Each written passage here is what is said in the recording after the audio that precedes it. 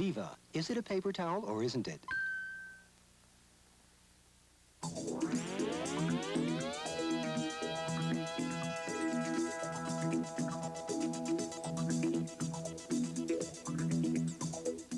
This is TV6 News at Noon with John Drilling, Joanne Williams, and Ward Allen.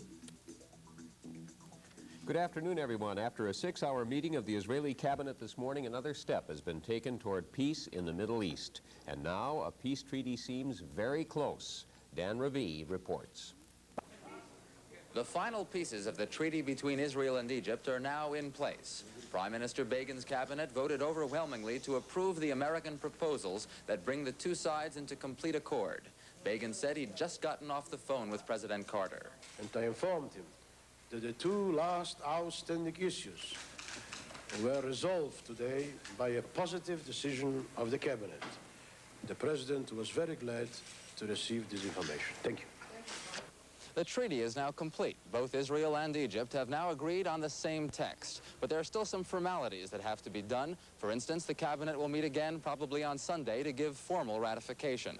Then after that, it's on to Israel's parliament, the Knesset. Again, ratification expected.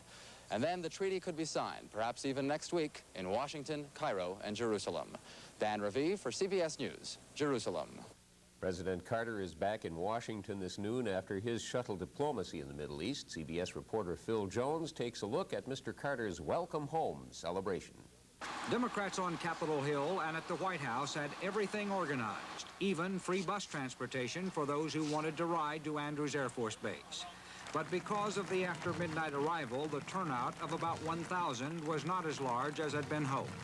Nevertheless, those members of Congress, cabinet officials, staff, families, and close Carter supporters who were on hand gave the president a warm welcome. And House Speaker Thomas O'Neill even had a big hug for a tired but grateful president. For Democrats and even the president, the celebration was also a time to reflect on the risks of Mr. Carter's personal shuttle style of diplomacy. There were risks involved. They were pointed out to me by many people. Political risks to me as president. Therefore, perhaps a risk even to the prestige of the United States. Fortunately, our work has had a happy result. But I want to stress that the effort would have been worth making regardless of the outcome of this trip. Republicans and Democrats in Congress have been praising President Carter for his courage and persistence. As Barry Goldwater put it on the Senate floor yesterday, it took a lot of guts for the president to make the trip, and he deserves credit.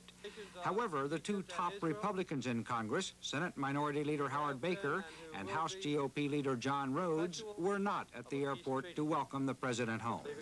Mr. Carter still has to brief members of Congress on the details of the negotiations.